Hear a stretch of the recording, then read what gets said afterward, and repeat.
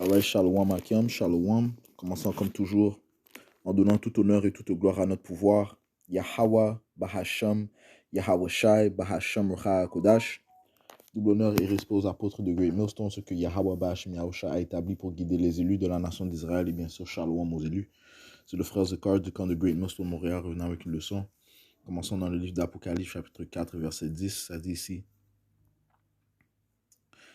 les 24 anciens tombent devant celui qui était assis sur le trône, et ils adorent celui qui vit pour toujours et à jamais, et jettent leur couronne devant le trône, disant: Tu es digne, ô Seigneur, Yahweh, de recevoir gloire et honneur et pouvoir, car tu as créé toutes choses, et pour ton plaisir, elles sont et ont été créées.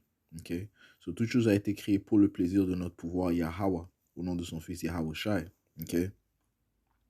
Donc, toutes choses qui se produisent sur la planète Terre sont pour son plaisir. Okay? Les Écritures te disent que le Seigneur règne dans le royaume des hommes. Okay? On va dans le livre de Daniel, chapitre 4, verset 17, ça dit ici: cette chose est rendue par le décret des veilleurs. Okay? Et qui sont les veilleurs? Il y a les veilleurs célestes, les anges, il y a aussi les veilleurs sur la terre, okay? Qui sont aussi des anges. Le mot ange signifie messager. Okay? Les veilleurs sur la terre sont réellement les prophètes de Yahweh Bahasham Yahushua. Et la demande par la parole des saints, afin que les vivants puissent connaître que le Très-Haut, Yahweh, dirige le royaume des hommes. Okay? Le royaume des hommes, c'est aussi sur la terre. Et qu'il le donne à qui il veut. Okay? Ce qui signifie qu'il établit les rois, les souverains sur la terre. Okay? Ceux qui vont régner sur la terre, c'est le Seigneur qui les établit. Okay? Et qu'il le donne à qui il veut, et y établit le plus innommable des hommes. Okay? Et ceci se produit dans l'âge où nous sommes présentement. Okay? Et ça s'est produit aussi durant le temps des Grecs et le temps des Romains. Pourquoi? Parce que ces deux nations étaient régnées par des Édomites. Okay? Ouais, les Édomites se sont vêtus de la nationalité des Grecs, ils se sont vêtus de la nationalité des Romains, qui retournaient réellement à des gens de la nation de Japheth. Okay? De toute façon, c'est les Édomites qui régnaient. Et dans l'âge où nous sommes, ce sont les Édomites qui règnent. Okay? Donc le Seigneur a établi le plus innommable des hommes. On va aller voir la définition du mot innommable rapidement.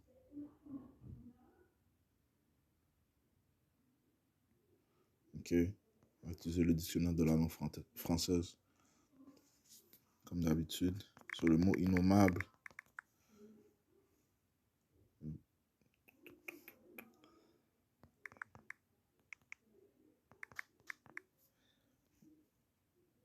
Innommable signifie ici qui ne peut être désigné ou exprimé par des mots indescriptibles. Choquant profondément les valeurs esthétiques ou morales, répugnant. Okay? C'est ce qui caractérise Issa Ilum. Okay? Choquant profondément les valeurs esthétiques ou morales, les valeurs esthétiques morales, les valeurs que le Seigneur a établies. Okay? Répugnant.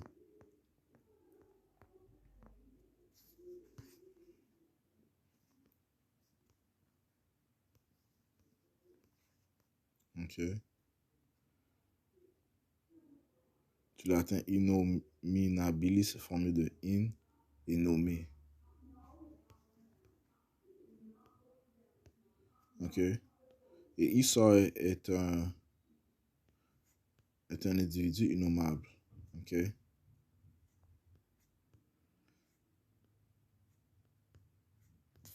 Voyons ce que ça dit dans...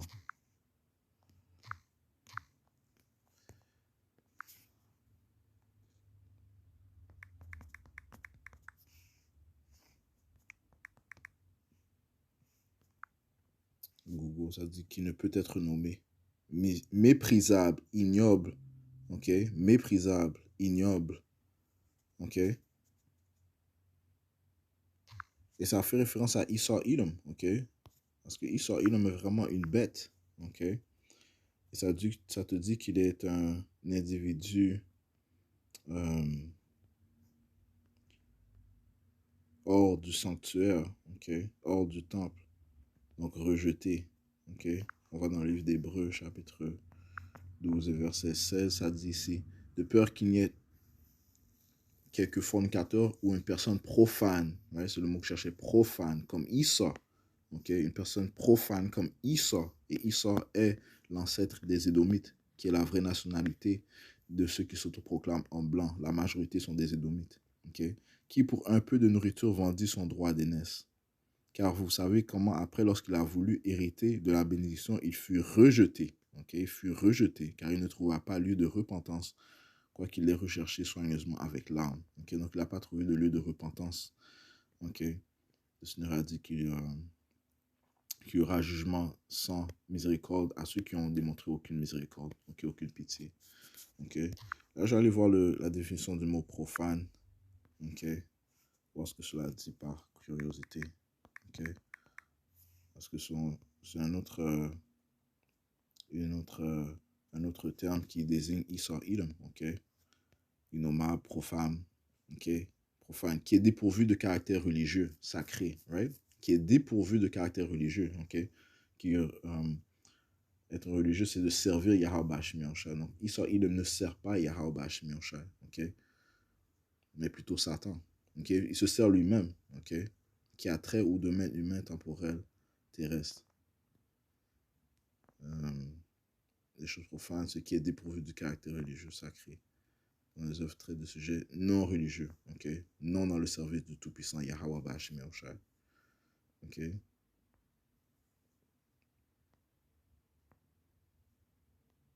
Et le Seigneur a aussi dit que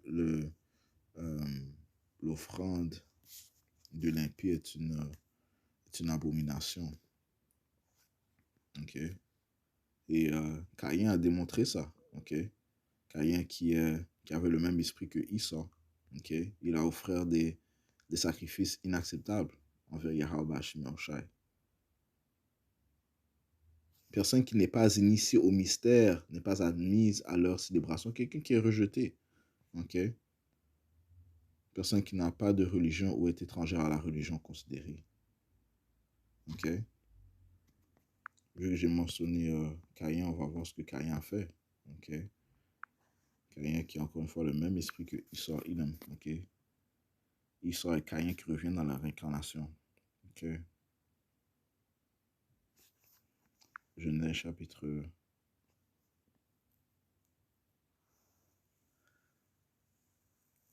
4 et verset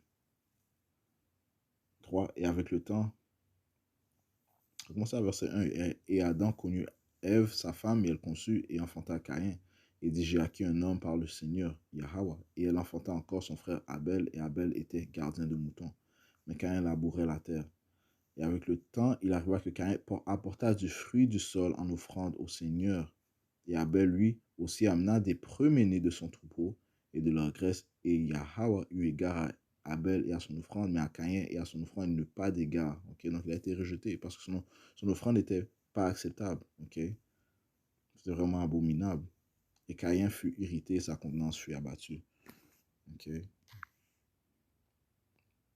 So, il est juste pour prouver que Esau, étant Caïn dans la réincarnation, est un être profane. Okay?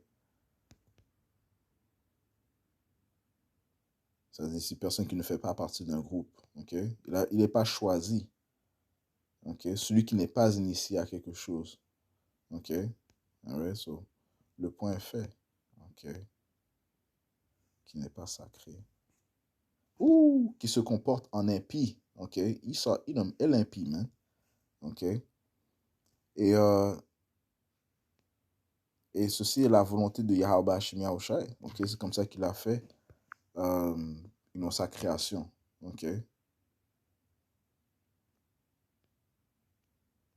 Esau a été programmé d'une certaine manière. Ça de part de sa programmation ici dans le livre de Proverbes, chapitre 4 et verset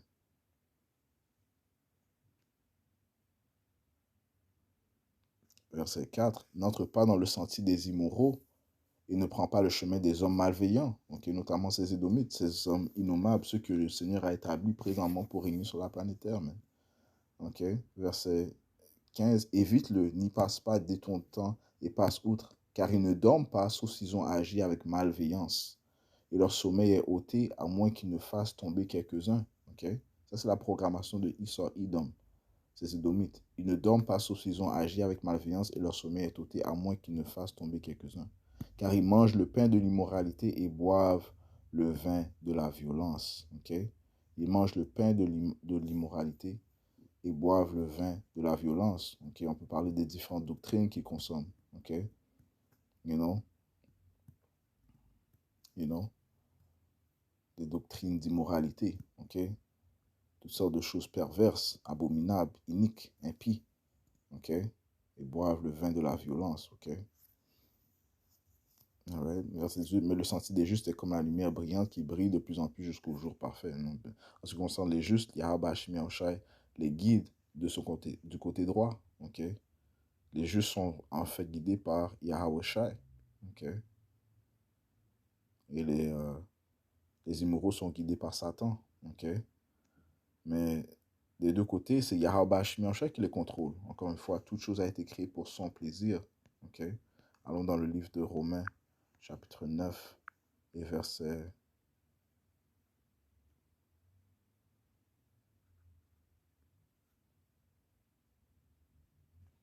verset 8, c'est-à-dire ceux qui sont les enfants de la chair, ceux-là ne sont pas les enfants de Yahweh. Les enfants de la promesse sont comptés pour la semence. Okay? Commençant par les élus de la nation d'Israël. Okay? Mais en fait, toute la nation d'Israël sera sauvée. Okay? Verset 9, car ceci est la parole de la promesse. À cette époque viendrai-je et Sarah aura un fils. Et non seulement cela, mais lorsque Rebecca a aussi conçu d'un, c'est-à-dire de notre père Isaac, okay? Parlant d'Israël, okay? Car les enfants n'étaient pas encore nés, n'ayant fait aucun bien ni mal. Quels enfants? Jacob et Esau. Okay? Jacob et Esau, afin que le deux saints de Yahweh, selon l'élection, puissent se maintenir, non des œuvres, mais de celui qui appelle. Okay? Encore une fois, tout a été fait pour le plaisir de Yahweh Shemi Shai. Tout ce qu'il veut, il l'exécute. Okay? Ouais? Ça dit ici, afin que le deux saints de Yahweh, selon l'élection, puisse se maintenir, non des œuvres, mais de celui qui appelle. On voit la définition du mot de saint. Okay? So, il faut comprendre que c'est le Seigneur qui choisit. Le Seigneur fait toutes choses pour son plaisir. Okay? De saint. Okay? Intention ou projet élaboré en vue de réaliser une action spécifique. Okay? Un but, un objectif. Okay? Que le Seigneur a mis en place. Okay? Plan ou conception détaillée d'une œuvre artistique, littéraire ou scientifique envisagée dans son objectif final. Okay? Donc, c'était déjà l'intention, c'était déjà prédestiné par Yahweh Hashemi Shai de choisir Jacob au lieu de Esau. Verset 11, je relis, car les enfants n'étant pas encore nés, les enfants de Isaac et Rebecca, n'étant pas encore nés, n'ayant fait aucun bien ni mal, afin que le deux saints de Yahweh Hashemi Shai, selon l'élection, puisse se maintenir, non des œuvres, mais de celui qui appelle. Il lui fut dit, l'aîné servira le plus jeune. Okay? Ça se trouve dans le livre de Genèse, le 25e chapitre. Okay? L'aîné servira le plus jeune. Et qui est l'aîné? Esau est l'aîné. Et il va servir le plus jeune, Jacob, comme ça te dit 4 Esdras, chapitre 6 et 9, ça dit Esau est la fin de ce monde. Okay? Le monde signifie, dans le mot grec, ion, qui signifie âge. Okay? Esau est la fin de cet âge, l'âge où nous vivons présentement. Et Jacob est le début de celui qui vient. Okay? Laisse-moi prendre ça rapidement. Okay? On va le prendre rapidement. Okay? Parce que le Seigneur a comme objectif d'établir ses fils en tant qu'aristocrates. Okay? Commençant par les élus de la nation d'Israël. Okay? Ses fils seront joints à son fils unique, Yahweh Shai, pour régner éternellement sur la planète Terre. Okay? 4 Esdras 6 et verset 9, ça dit ici, Esau est la fin de ce siècle-ci et Jacob est l'origine du suivant. Jacob étant l'ancêtre des Israélites, okay, qui sont les soi-disant noirs, latinos et amérindiens, et les Israélites dispersés dans les quatre coins du monde, okay, dont nous sommes. Okay. C'est nous qui allons régner dans le royaume de l'Éternel. Okay. Ça dit ici, verset 12, il lui fut dit, l'aîné servira le plus jeune. Okay. Donc ça va se produire complètement dans le royaume de l'Éternel. Où Esau va servir Jacob. Servir dans quel sens? En captivité, en esclavage. Verset 13. Comme il est écrit, Jacob, je l'ai aimé, mais Esau, je l'ai haï. On trouve ça dans le livre de Malachie, le premier chapitre. Notre apôtre Paul fait référence à ce qui est écrit dans le livre de Malachie. Parce que Yahweh Bashmiach a dit, Yahweh a dit, Jacob, je l'ai aimé, mais Esau, je l'ai haï. Que dirons-nous alors? Y a-t-il de l'injustice avec Yahweh? Dieu nous en garde. Car il dit à Moïse, j'aurai miséricorde pour qui j'aurai miséricorde. Et j'aurai compassion pour qui j'aurai compassion. Encore une fois, le Seigneur a créé toutes choses pour son plaisir. Verset 16. Ainsi donc, cela n'est ni de celui qui veut, ni de celui qui court, mais de Yahweh qui montre miséricorde. Car l'Écriture dit à Pharaon, pour ceux de ces mêmes je t'ai suscité, afin que je puisse montrer mon pouvoir en toi, afin que mon nom puisse être déclaré à travers toute la terre. C'est pour cette raison que le Seigneur a élevé Pharaon. Et les Israélites ont servi en Égypte pendant plus de 400 ans. Si je ne me trompe pas, c'est 430 ans. Sous les Égyptiens, le Seigneur a élevé la nation des Égyptiens. Ils ont bâti plein de monuments. Les Israélites ont bâti plein de monuments. Les pyramides, les différentes statues. Ils ont aidé à l'accroissement, le développement de la civilisation des Égyptiens. Et tout cela, c'était... Et le Seigneur a élevé ce pharaon, tout cela pour que le nom de Yahweh Bashmiach soit renommé. Parce que le nom du Seigneur a été renommé grâce à la destruction qu'il a apportée en Égypte. La destruction qu'il a apportée en Égypte et la délivrance de la nation d'Israël. Lorsque je parle de destruction, c'est les différents fléaux qu'il a envoyés. Les fléaux qu'il a envoyés, les fléaux miraculeux qu'il a envoyés, même, en Égypte. Dans la vue des Égyptiens et des Israélites. Et la délivrance qu'il a apportée, la délivrance miraculeuse qu'il a apportée aux Israélites, qui est mentionnée jusqu'à ce jour, même. Jusqu'à ce jour, on fait des films à propos de Moïse et de la délivrance que le Seigneur a apportée. Dans le temps de Moïse. Mais Yahweh Bashmiach va faire de même avec l'Égypte moderne, qui fait référence à l'Amérique, le royaume le plus puissant qui a jamais existé. Au niveau militaire, il n'y a aucune nation qui est aussi forte que les Édomites, qui a été aussi forte que les Édomites dans l'âge où nous sommes. La technologie qu'ils possèdent, personne a eu ce genre de technologie. La force militaire, la force nucléaire qu'ils possèdent, le fait qu'ils ont des bases militaires dans différents pays, ils ont, encore une fois, la force nucléaire, ils ont utilisé la bombe atomique, ainsi de suite, ils ont le contrôle, ils ont l'influence des gens, en utilisant les médias, la sorcellerie qu'ils utilisent pour influencer la multitude, influencer les pensées des multitudes, ils ont le contrôle de l'industrie alimentaire, ils contrôlent ta nourriture, dans le monde, dans le monde, So, le Seigneur les a élevés à une grande puissance, il a élevé ses Édomites à une grande puissance, mais son nom sera renommé grâce à la destruction qu'il va apporter, envers ses Édomites, commençant par l'Amérique, comme ça dit ici dans le livre de Jérémie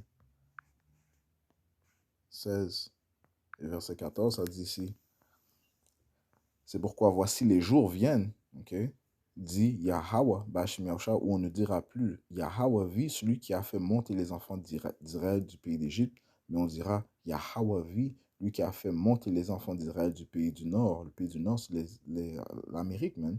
Le Seigneur va apporter une grande délivrance, l'ultime délivrance qui va faire que son nom sera une renommée glorifiée partout dans le monde, parce que tous vont voir et vont être témoins de la délivrance que le Seigneur Yahweh, au nom de son fils Yahweh Shai, va apporter à sa nation d'Israël, à son peuple, et la destruction mondiale, principalement en Amérique, mais il y aura le grand tremblement de terre qui va venir, le cataclysme, les phénomènes naturels, et bien tout cela va être faire que le nom de Yahweh Shemiyosha sera glorifié. Ok? On va reconnaître, tous vont reconnaître que c'est Yahweh qui a fait ses œuvres. Ok? Je relis verset 15, mais on dira Yahweh vit, lui qui a fait monter les enfants d'Israël du pays du nord et de tous les pays où il les avait chassés, et je leur ramènerai dans leur pays que j'avais donné à leur père, dans la terre d'Israël, la terre sainte. Ok? Retournons dans le livre de Romains. Ok? Encore une fois, le nom de Yahweh Shemiyosha sera renommé. Toute chose est faite pour son plaisir. Romains 9 et verset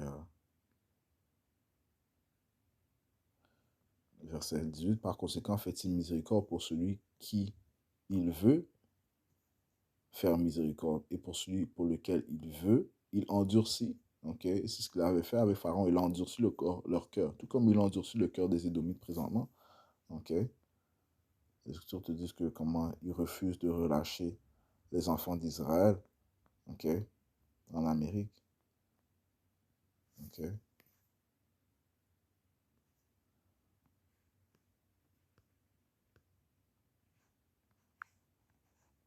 Jérémie chapitre 50 et verset.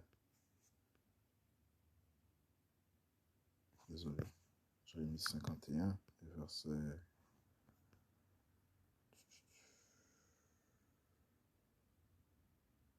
Oui. 50, 33. Yep. Jérémie 50 et 33. Ainsi dit le Seigneur des armées, Yahweh Ba'ashim Yahusha, les enfants d'Israël et les enfants de Juda, donc les soi-disant noirs, latinos et amérindiens, ont été ensemble opprimés. Où ça? En Amérique. Ok. La dernière fois où on a été ensemble opprimés, c'était dans l'ancienne Égypte. Ok. Maintenant, nous sommes dans le Nouvelle Égypte, où une grande partie des soi-disant noirs, latinos et amérindiens sont en captivité sous les Édomites. Et tous ceux qui les ont emmenés captifs les retiennent fermes. Ils ont refusé de les laisser aller. Okay? Donc, qui est-ce qui fait qu'il ne les laisse pas partir? Il y a Abashim Yahshua qui endurcit le cœur de ces Édomites pour ne pas relâcher les Israélites. Okay? Parce que c'est le Seigneur qui va apporter cette délivrance à la nation d'Israël. Principalement, il va apporter la délivrance aux élus de la nation d'Israël. Okay? Parce que seuls les élus seront sauvés par Yahweh Ba'ashim Yahshua. Okay? Verset 19, tu me diras alors, pourquoi trouve-t-il encore une faute? Car qui a résisté à sa volonté? Oui, c'est vrai, qui a résisté à la volonté du Seigneur? Verset 20, non, mais ô homme, qui es-tu, toi, qui répliques contre Yahweh, ou Yahweh Shai? La chose formée dira-t-elle à celui qui l'a formée, pourquoi m'as-tu fait ainsi? Le potier n'a-t-il pas pouvoir sur l'argile pour d'une même masse faire un vase destiné à l'honneur et un autre au déshonneur? Qu'est-ce que si Yahweh, Ba'ashim Yahshua, voulant montrer son courroux et faire connaître son pouvoir, endura avec beaucoup de longanimité les vases de courroux propres à la destruction, et pour qu'il puisse faire connaître la richesse de sa gloire sur les vases de miséricorde, lesquels il a d'avance préparé vers la gloire. Ok? Donc, qui sont les vases de courroux propres à la destruction, des Édomites, ok? Et les vases de miséricorde, ça commence par les élus de la nation d'Israël, okay? Ceux qui vont prendre part de la miséricorde de Yahweh Shemiyosha, éventuellement toute la nation d'Israël, okay, vu qu'ils seront sauvés. Okay? Mais toutes choses ont été faites pour le plaisir de Yahweh Ba'ashem Yahweh Shai. Okay? So, finissons dans le livre de Job. Job, chapitre 23 et verset 13. Mais il a une pensée, et qui l'en détournera? Et ce que son âme désire, cela même il fait. Ok? Ouais. Tout ce que le Seigneur veut, il le fait. Tout ce qu'il désire, il le fera. Alright, so, je conclue cette leçon en donnant tout honneur, toute gloire à notre pouvoir. Yahweh, Bahasham, Yahweh Shai, Bahasham, Raha Kodash. Tout l'honneur et respect aux apôtres de Great Millstone. Shalom aux élus.